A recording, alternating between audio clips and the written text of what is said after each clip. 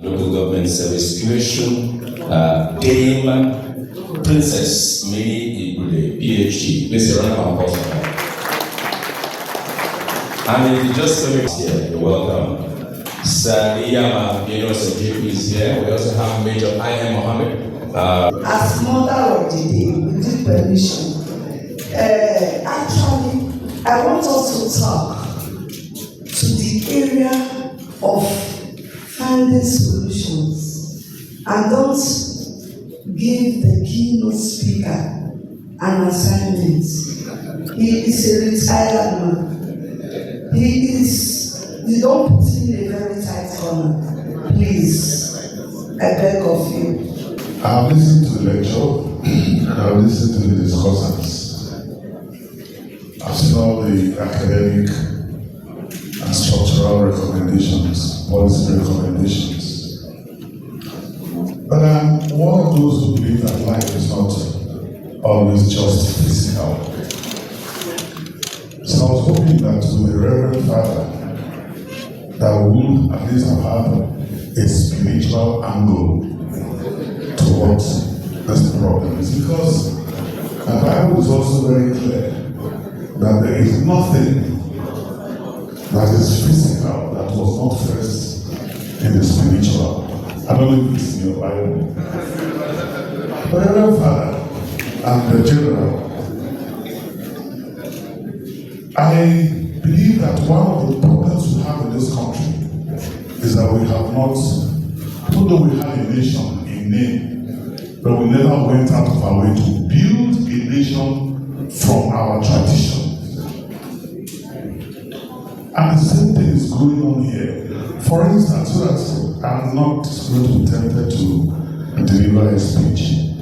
For instance, Reverend, what is the difficulty for you and your colleagues to monitor the movement, the development, and the new forms of witchcraft? Because if you have done that, I would expect that the churches will be preaching that any church, any pastor that is manipulating audience to make donation, that pastor is a witch. Any policeman that is taking bribe is infested with the spirit of witchcraft. A politician that takes the monies of government instead of going to render service is a witch. A professor that takes money to write projects for his students, knowing fully well that will destroy the life of that student. What is witchcraft all about? You are a witch, and I'm sure that Prof doesn't do that. So, sirs, in our culture, shame is a major weapon for moral control. Can we, beyond the academics, begin to think of how a collaboration of the church and everyone in identifying and shaming all the witches amongst us can be put in place, and we do this thing and see if society will not change? There will always be criminals. There's nothing we want to do. Our youths, they are taking in their hand. People, instead of just taking them and saying they are coming NDMA put in prison, let us in the community identify them as the witches of today. Nobody wants to become a witch. Mother of the day, I want to speak like a mother. You cannot expect clean water from a poisoned well. The well that is already poisoned, you can't go there and say you want to fetch clean water. What is the insecurity all about? Who are the people causing the insecurity? Let us not leave this issue on the hands of government alone. The problem of insecurity concerns takes every citizen, every one of us, the community, the traditional rulers, the parents, fathers and mothers, the society is involved. The churches are involved. Everyone is involved in this issue. Do you see an old man, a chief, go and steal, or an elderly woman like me driving to go and kidnap somebody? The people we are talking about that are mostly committed to this insecurity are the youth, both male and female, they are involved. So what do we do? Parents, please permit me to use the Bible, that train up a child the way he should go, and when he's old, he will not depart from it. Parents should learn to train their children, because a child that is not well trained will go into the society to cause insecurity to others. When you bring up a child with the fear of God, even if the child is not behaving well at home, he won't go to the bush to go and cause insecurity. But when the foundation is already destroyed, what can the righteous do? That is what the Bible says.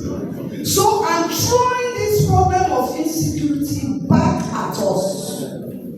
Every one of us is involved. The society should help themselves. Neighbors should help themselves. If you throw this issue only to the government, the road is very long. We have to look inwards. Inwards. Neighbors should help neighbors. Every child is your child. Every neighbor, every child in the society is my child.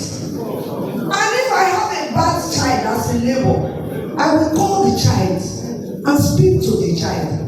The person who kidnapped the professor was a neighbor.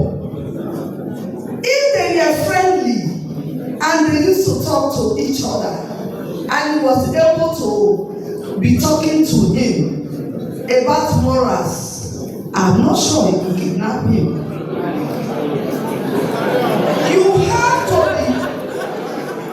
You have to be friendly to one another.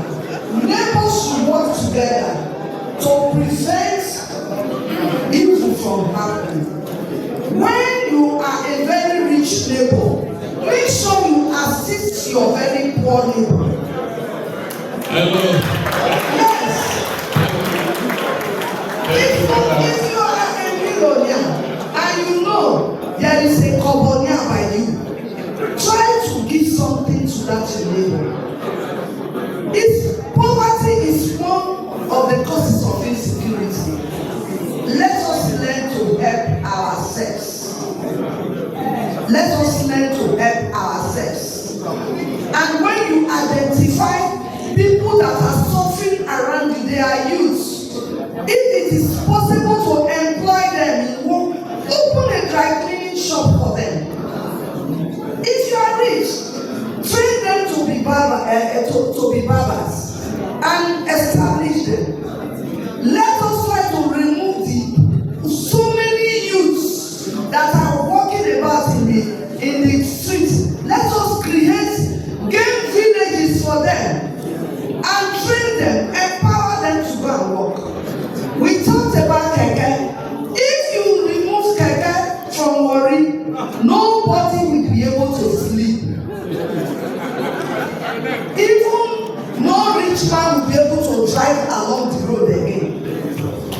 Because half of this Asaba, let me say a quarter of this Asaba, they are keke. Let the community, traditional rulers, churches, mothers, fathers, neighbors, let all of us work together. Thank you very much. And save the issue of insecurity. Families dey learn to bring up their children well. And when they do that, when they go into the society, they won't be a nuisance. Foundation is where we should concentrate on. We should start from the foundation to be able to curb insecurity in Nigeria.